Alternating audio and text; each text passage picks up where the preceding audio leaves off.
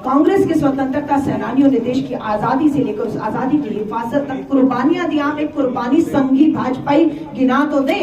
आज देश जल रहा है।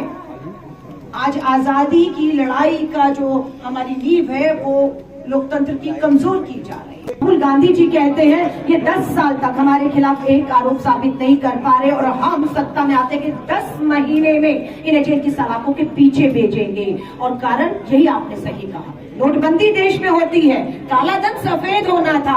किसका काला सफेद हुआ आज देश में? भाजपा के और आरएसएस का। दिल्ली में करोड़ों रुपए की इमारतें खड़ी हो गई हैं, करोड़ों रुपए की इमारतें खड़ी हो गई हैं। वो 5,000 करोड़ नहीं है, वो हजारों लाखों करोड़ है।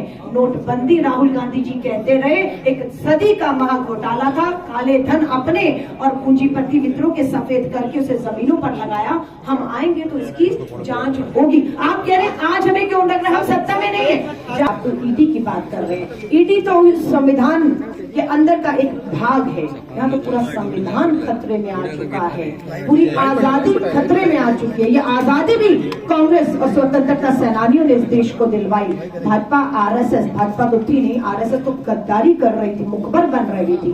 तो आज तो इस देश की आजादी, बोलने की आजादी पर हमला हो रहा है, संविधान पर हमला हो रहा है। इसीलिए हम कह रहे हैं हमें मालूम है जब से ये सत्ता में आए हैं ये तानाशाह हो चुके हैं और देश के लोगों ने इनकी तानाशाहियों को रोका है।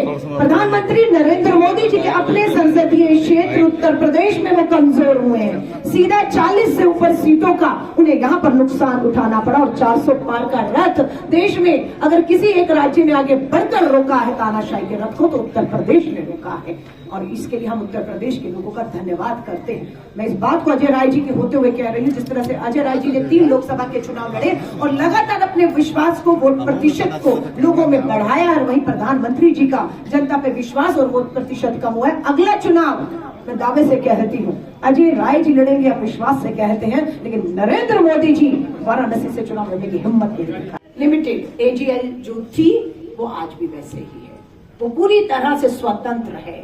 वो जिस रूप में थी उस रूप में है। उसकी जो संपत्तियां थी वो उसी की हैं, हमने सिर्फ उसका कर्ज लिया है अपने ऊपर।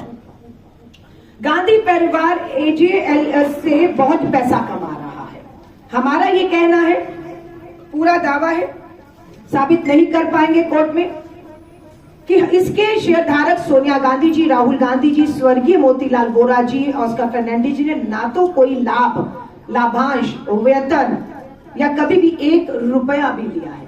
अगर लिया होगा तो खाते में गया होगा ना। या आप सैलरी ले रहे हो, आप शेयर खरीद रहे हो, आप शेयर बेच रहे हो, आपके चेक आ रहे हैं, तो बैंकों में साफ ये ट्रांजैक्शन दिखना चाहिए। हम चुनौती देते हैं, साबित कर दीजिए, आपके पास पूरे कागज हैं। श्रीमती सोनिया गांधी जी और राहुल गांधी जी ने वित्तीय हेराफेरी किया, आरोप लगाए जा रहे हैं। कांग्रेस ने 2002 से 2011 के बीच में एजेएल को 90 करोड़ दिया है, हमने लिया नहीं। हमने उस आजादी की धरोहर को बचाने के लिए कांग्रेस ने 90 करोड़ दिया है, लिया नहीं है। यंग इंडिया एजेएल की संपत्तियों का मालिक और उससे आय प्राप्त कर रहे हैं। हम उन संपत्तियों के मालिक सोनिया गांधी जी, राहुल गांधी जी हो गए, ये कहा जा रहा है। एक भी संपत्ति राहुल गांधी जी, सोनिया गांधी जी के नाम पर नहीं है, वो एजीएल की थी, वो एजीएल की है, ये हम साबित करें। एजीएल के पास 5,000 करोड़ की संपत्ति, झूठ, कोरा झूठ भाजपा गुमराह कर रही है। इनके पास संपत्तियां मैंने आपको बता दिया है कितनी थी और कौन सी हमारी जो लीज पर है, कौन सी फ्री होल्डर्स की कीमत आज कितनी है। नेशनल हेराल्ड कांग्रेस नेताओं द्वारा गलत काम करने को साबित करता है।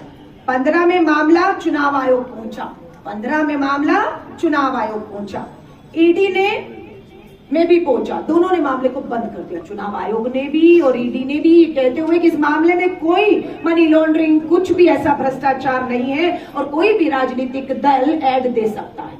आज मैं भाजपा से पूछती हूँ कि आप अखबारों में ऐड नहीं दे रहे हैं? आप तो दक्षिण भारत, जहां पर मलयालम तमिल बोली जाती है, वहां पर भी हिंदी में ऐड देते हैं, कोई पढ़े या ना पढ़े। आप आरएसएस की जो किताबें, जो अखबारें हैं, उनको आप ऐड देते हैं करोड़ों रुपए की, और वो ऐड सिर्फ देश में नफरत और हिंसा फैलाने के लिए देते हैं। तो चुनाव आयोग ने कहा कि बिल्कुल कांग्रेस विज्ञापन देकर इन अखबारों में जो है कोई गलत गैर कानूनी नहीं कर रही।